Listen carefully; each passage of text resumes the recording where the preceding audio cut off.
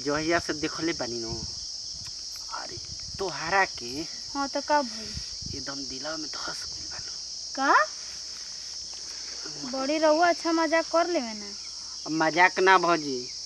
अरे जयमालवा पर रहलू आ कतना एकदम परी नियर लागत रहलू। एकदम मन करत रहे नो अखिलेशवा के हटा के हम ही भी आकली तारा से। अच्छा का करबू एकदम हमार मटर एकदम वो दिन तो पाट गिले हो गई। का करी बुझाते नहीं खे। कृपा करो।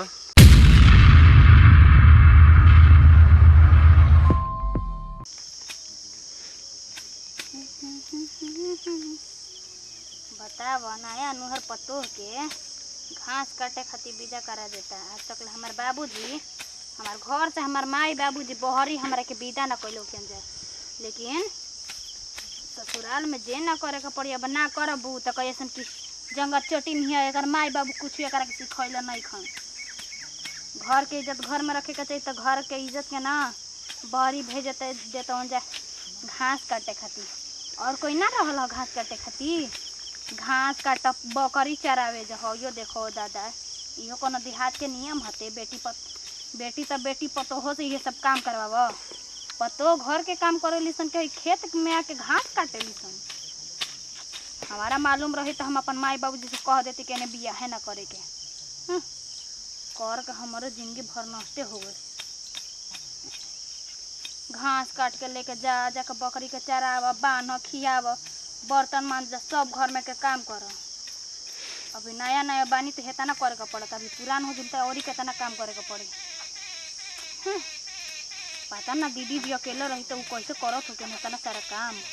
तो हम आगे नहीं तो तनी हुनकर होता ना हेल्पो कर दे। ओ देखो बकरिया कहाँ जाते सनोनी है।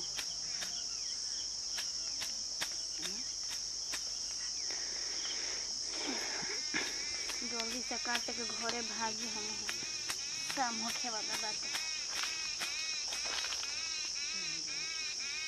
रोहित हंसुआ तो हंसुआ से जल्दी जल्दी ना कटा दी। अब एकरा से हइसे से करे के पड़त है।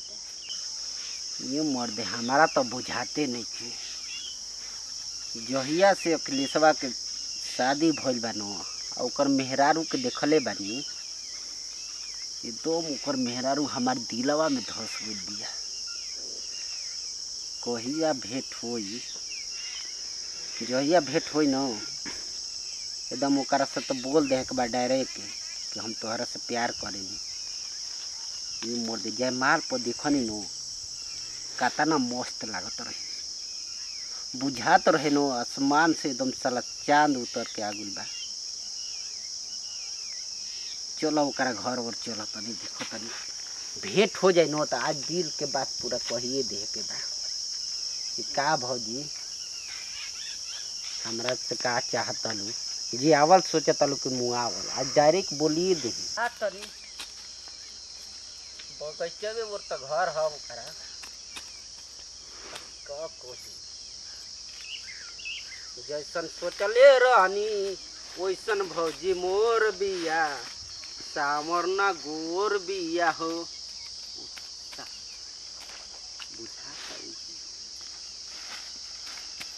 आज जाना तो मिलन होइए जाए का। ए भौजी के हो जी काहे घूक कर ले आलू आए रउआ के हनी। अरे हम देवर लागब ता छोटा का। अच्छा देवर लेकिन हमार तो कोनो जना देवर नहीं खन जा। अच्छा गाँव घर के का। अरे बगलिया में हमारा घर बा तो देवर छोट बानी तो देवर ही ना लगो। अच्छा जी हम रउआ के ना जानत रही। अरे बुझाता तोहरा नैहर के याद आवता वही से तो नैहर के तो याद अबे न करी। अब का करे माई बाबू से दूर रहे के सोचले ना रही कि अब ससुराल में आ गई तो माई बाबू से दूर रही के ना बाते। अच्छा भौजी जी बोली। बहुत सुंदर बनो।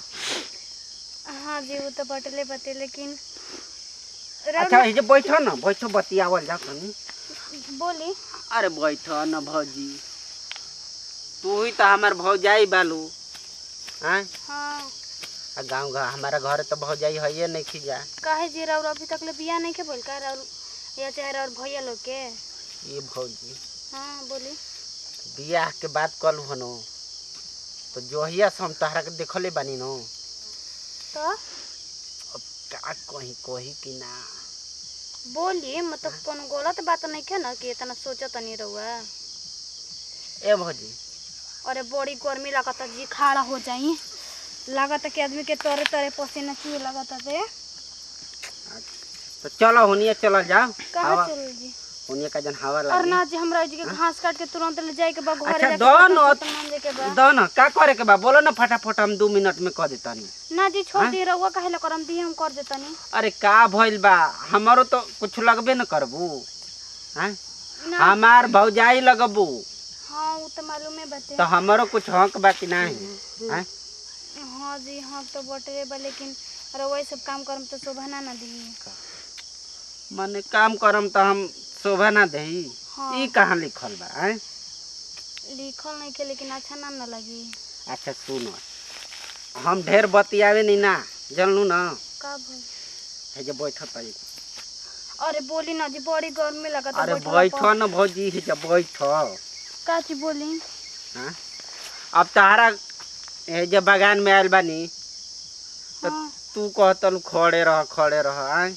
अच्छा ठीक बते बैठी। अच्छा बैठ आओ देखो मटर बा न। हाँ बोली। तो हम जहिया से देखले बानी न। के करा के।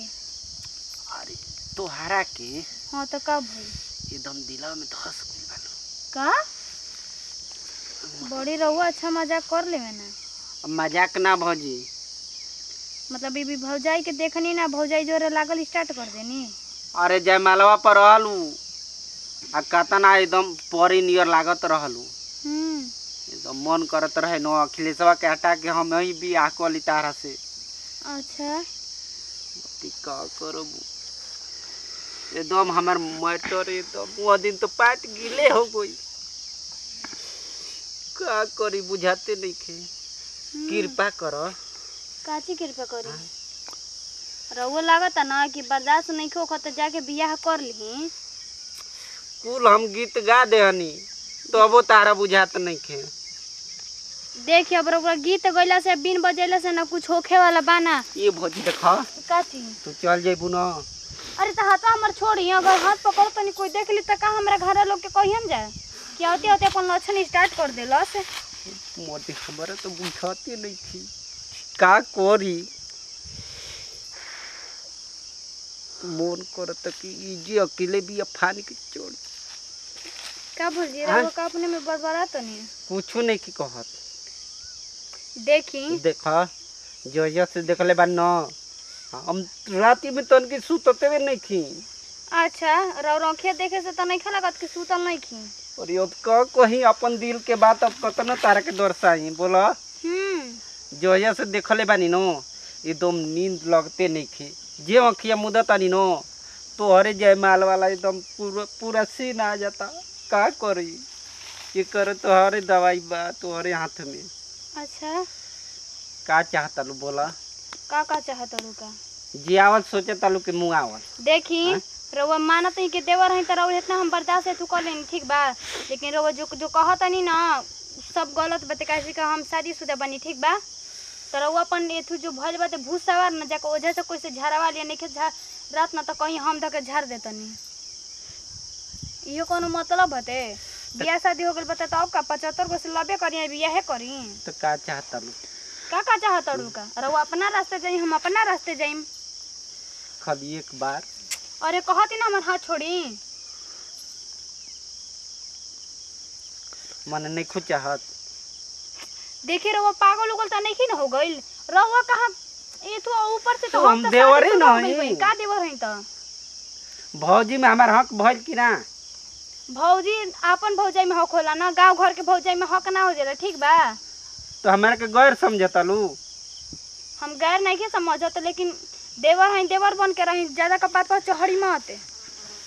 चला एक बार अरे कहती ना हमार हाथ छोड़ी रहुआ होई देखो हो मतलब कि तारा बोलत नहीं के ज्यादा कपार पर चस्कल रहत ना तू चला होई ना देख अभी हाथ पकड़ तार फिर बाद में तू का पकड़े कोनो तारे एथु बाते का कोई हमरा तो बुझाते नहीं थे। माने हमारो भौजाई रह तू अपन तो यही तर कर तू। देखो अब हमर दिमाग खराब होता ना, चुपचाप कहता नहीं चल जा जहाँ से आइल बड़ा। तब ठीक बा, अब जनता हमर दाल ना गोली जो ही के परी तो कतना अरमान लेके आई रहनी है। सवार बोल बा तो कोई जाकर लड़की के ठीक पटावा बजा रहिए तनी। के भौजाइए का लाइन मारत हो जा। बताओ आजकल के भौजाइयो को नहीं खंजा छोड़त। नमस्कार प्रणाम भैया। ये एगो हमनी के कॉमेडी वीडियो बनानी है जा, और ये हमनी के वीडियो बस एगो एंटरटेनमेंट खातिर रहो लोग के एंजॉय खातिर और मनोरंजन खातिर बनैले हैं जा। ऐसे ही कि रहो लोग के भी दिल लागल रही। अगर वीडियो अच्छा लगे तो दिल से लाइक करी जाओ, शेयर करी जाओ और कमेंट करके बताएं जा कि हमनी के वीडियो कैसा लागल है। और हमनी के अपन चैनल पे करके सब्सक्राइब नहीं कीजिए तो सब्सक्राइब कर दीजिए। Bye bye guys.